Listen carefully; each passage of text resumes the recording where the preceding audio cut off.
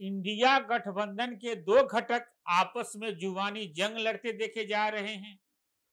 मध्य प्रदेश विधानसभा चुनाव में सीटों के बंटवारे पर कांग्रेस और समाजवादी पार्टी में तल्खियां बढ़ गई है, जो सुलझने का नाम नहीं ले रहा। विपक्षी गठबंधन के दोनों सहयोगियों के बीच मतभेद अब तीखी बयानबाजी में बदल चुके हैं। अखिलेश यादव ने कांग्रेस पर उन्हें धोखा देने का आरोप लगाया है और कहा है कि अगर उन्हें पता होता कि कांग्रेस ऐसा करेगी तो वो कभी अपने नेताओं को उनसे बातचीत के लिए नहीं भेजते। यही नहीं, उन्होंने यूपी कांग्रेस प्रदेश अध्यक्ष अजय राय को चिरकुट नेता तक कह दिया। इधर कमलनाथ से जब सपा अध्यक्ष को लेकर सवाल किया गया तो उन्होंने उन्हें अखिलेश बखिलेश कह दिया। ऐसे में सवाल उठ रहे हैं कि विधानसभा की कुछ सीटों पर ही सहमति नहीं बन पा रही तो लोकसभा चुनाव में क्या होगा? क्या इससे बीजेपी को फायदा होगा या फिर इंडिया गठबंधन को खुद को समय रहते संभाल लेगा? नमस्कार, मैं आर.के. जायसवाल और आप देख रहे हैं जनमत की पुकार। चाहे इंडिया गठबंधन हो या एनडीए गठबंधन, जितने भी दल हैं सभी दल अपनी पार्टी का विस्तार चाहते हैं। यही विस्तार इस समय समाजवादी पार्टी मध्य प्रदेश में चाह रही है, जिसे लेकर कांग्रेस और समाजवादी पार्टी आमने सामने है। सपा ने मध्य प्रदेश विधानसभा चुनाव में 9 सीटों पर उम्मीदवार उतारे थे, लेकिन इनमें से 5 सीटों पर कांग्रेस ने भी अपने प्रत्याशी खड़े कर दिए।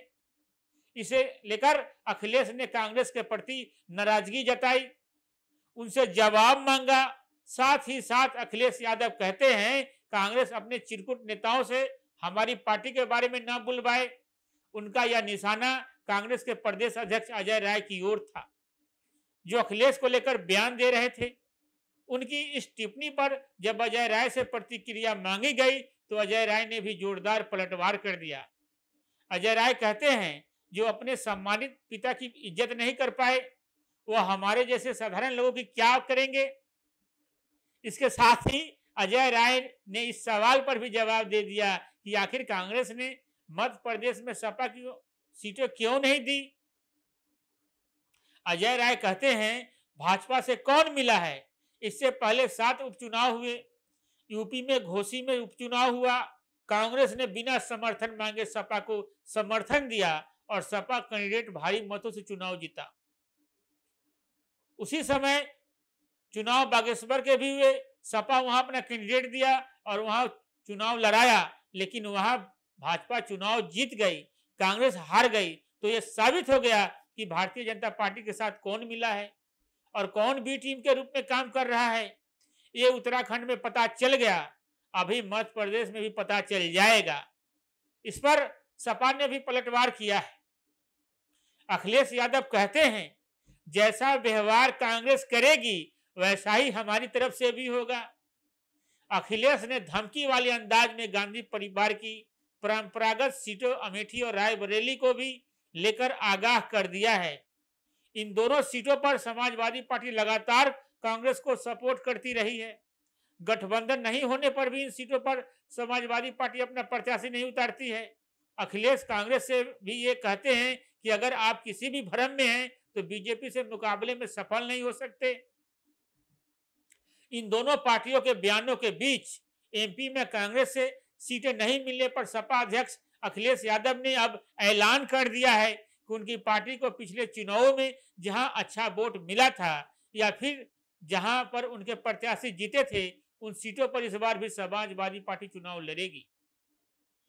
एक बात साफ है कि विधानसभा चुनाव के में कांग्रेस और बीजेपी के बीच ये तल्खियां मध्य प्रदेश तक ही सीमित नहीं रहेगी, बल्कि ये यूपी में भी देखने को मिल सकता है, क्योंकि यूपी में समाजवादी पार्टी दूसरी सबसे बड़ी पार्टी है। ऐसे में जिस तरह एमपी में कांग्रेस बॉस बनने की कोशिश कर रही है, यूपी में सपा भी बदला लेगी और ये केवल विधानसभा चुनाव में ही नहीं बल्कि लोकसभा चुनाव में भी देखने को मिल सकता है, जिसका असर इंडिया गठबंधन पर भी पड़ सकता है।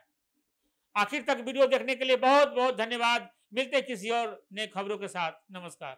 अगर आपने हमारा अभी तक चैनल सब्सक्राइब नहीं किया है तो कृपया चैनल सब्सक्राइब कर लें लाइक करें, शेयर करें, कमेंट करें। तो मिलते हैं फिर किसी और खबरों के साथ। नमस्कार।